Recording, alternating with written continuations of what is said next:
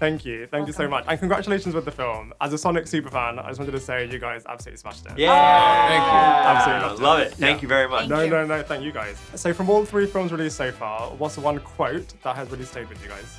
Oh, great question. Nobody's asked us that yet. I know. What's my favorite quote? From our character or from anybody? Anyone that's just stayed with you. The one that I can remember is make good choices, which I think is spread out to everybody. Yeah. And a central theme. Yeah, central That's theme. good. Yeah. I love saying "gotta go fast." Gotta go fast.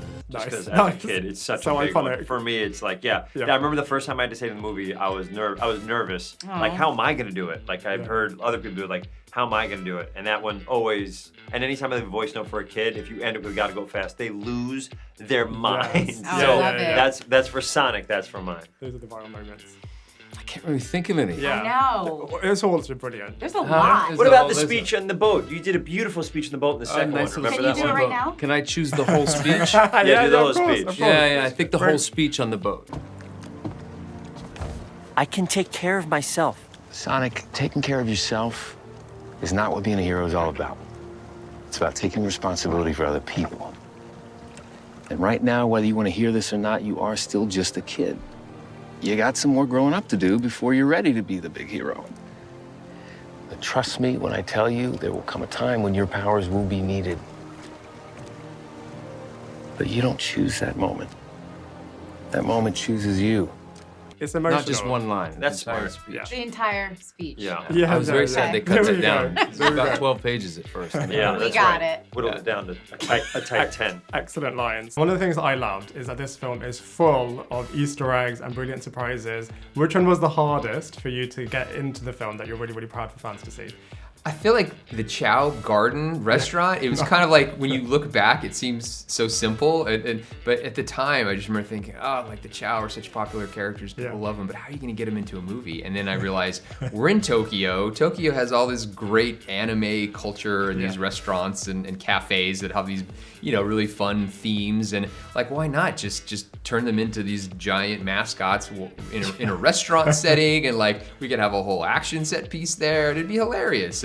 And so yeah, that was one that was not obvious, but once we sort of clued in on what it could be, it was just, everyone just had a blast designing the restaurant and the building the costumes and all of that. So very, very proud that's in there. I love how no nonsense director Rockwell is. Absolutely such a brilliant character. Was there anything that you brought from the Jessica Jones days into that character? Well, it's stunts, of course. My first day arriving to London, I went straight to stunt training. Oh, nice. So it was very exciting for me to get on a wire again and get to flip around and do all the cool stunts. And they had a really good stunt team on this movie, like top level. Everything was really just done perfectly. Yeah. I got here, they would warm us up and do the training, and then we'd do a lot of rehearsals for the stunts to make sure we were comfortable, and then make sure the rehab was all there.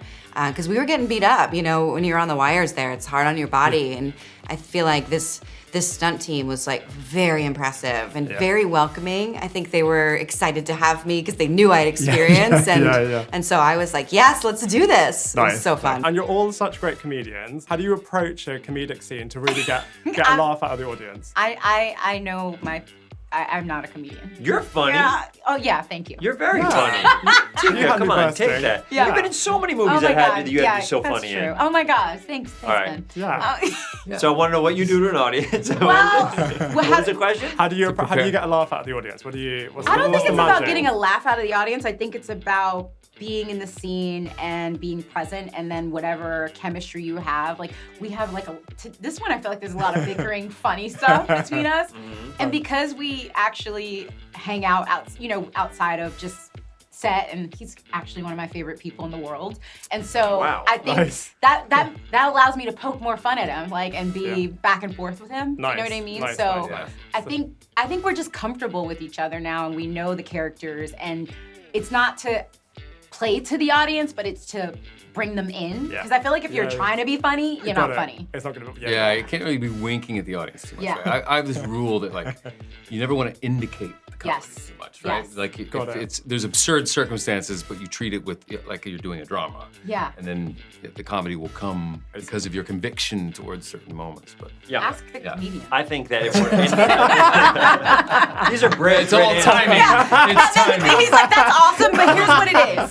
that was all great. Like, you got to come in like Fozzie and go like waka waka waka. No, I think that the idea of what you guys said beautifully is you have to play the truthfulness of the scene first and find your comedy within the character in the scene. It's not just funny if you like tell a funny one-liner, but if it makes sense in the scene and going along with your characters, then you can keep hitting them, finding the game of the scene, what we can make funny in this moment. Yeah. I think that's what it really is, and they're amazing at it. And what Tika is saying, which I think is beautiful, is she plays the truthfulness of the moment, and in that truthfulness, there's always going to be something unusual, and then she gets to respond to that unusual thing, and that's always like Ricky Gervais doing something crazy in the office is funny, but watching Tim's character or Martin's character look at him like this, that's where the comedy is, and Tika's incredible. I mean, at that. I've worked with people like Kevin Hart, who's one of the top comedians in the business. Wow. Of course I know. And James Marsden. But I mean, Kevin Hart is awesome. So. I get it. I'm still learning though. It's like as a classically trained stage actor.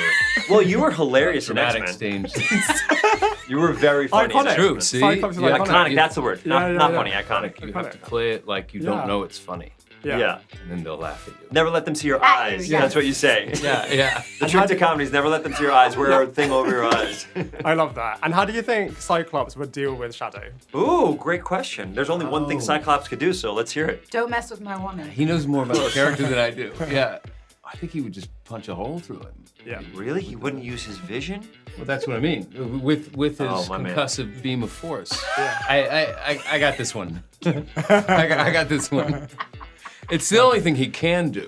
Or he could stand and smolder, and it could be a smoldering contest where they just, it's sort of a brood off. Yeah. Maybe that'd be more interesting. Nice. Well, he's a natural leader. Cyclops. He's a good. natural, That's right. natural leader. How would John Ralphio beat Shadow? I guess he would take him out to a club or something like that. We see a really different side of Robotnik in this film. What do you think Ivo is like as a boss versus Gerald Robotnik as a boss?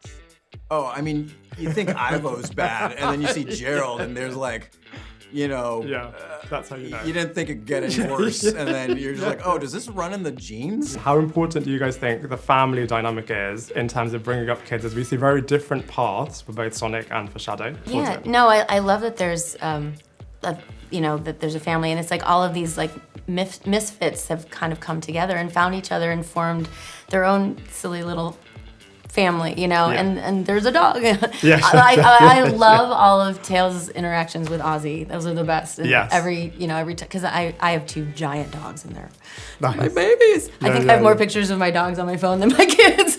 But but yeah, no, it's a beautiful thing for them to, find each other. They found friendship, but they did truly find a family. So they've got their team, and then they also have their the warm and fuzzies. So. It's so beautiful to see on the screen, for sure. Yeah. Why doesn't Agent Stone quit, do you think? Why doesn't he quit? Oh, I think he knows that Ivo needs him more than he potentially needs Ivo. I think Stone would be, I don't want to say he'd be fine on his own, but I think he would get through it. Yeah. I think Ivo relies on Stone more than he admits he needs it. Yeah. I love that. And then just building on that, what do you think Ivo would be like without Stone? Oh, he'd be a mess. I mean, look at him in the crowd. Like his hair's gone, his stash is sloppy. Like he doesn't know what to do with himself without Stone. He couldn't survive. Yeah. I love that. Your character of Jasper, honestly, just captured my heart in the after party. Oh, you're a good friend to bring up the after party. He's just, from all, like, I love superheroes, but fictional you love character. musical theater. But yeah, for sure. And I just think the way you created that character was just 10 out of 10. Oh, thank you. I'm really proud of that. I did a show called The After Party with Chris Miller and Laura Miller, and each episode is a different genre of film, and my episode was a musical, a big musical. So you were great in that. Song. It was so great. fun. So good. Every single episode. Oh, you're the best. Yeah. Great. No, smashed it. Did you like Hairspray? Well done. Pardon? Did you like the movie Hairspray? Sorry, he was in a musical. Everything all of you guys do is... But like, which one did you like better? I played that DJ. Not a contest. Not a contest. Yeah, I think so. You were in Hairspray? Were you in that? Were you Travolta? Yeah, I was in the big suit. You were Travolta. You were amazing as well. Oh, thank you. Yeah. I've done a couple of them. Yeah. The way you're talking to him, I can tell that I was Raina in Gossip Girl. Oh, thank you. Yeah. I don't like to pat my own back, I feel like you said that still lives on. People love that show. Yeah, she's iconic. I mean, speaking of iconic characters. She's an icon. Yeah. Tika's an icon. An icon, a legend. I'm not me, of course, Raina. Thank you so much, and best of luck today. Thank you for letting us play around. No, thank you.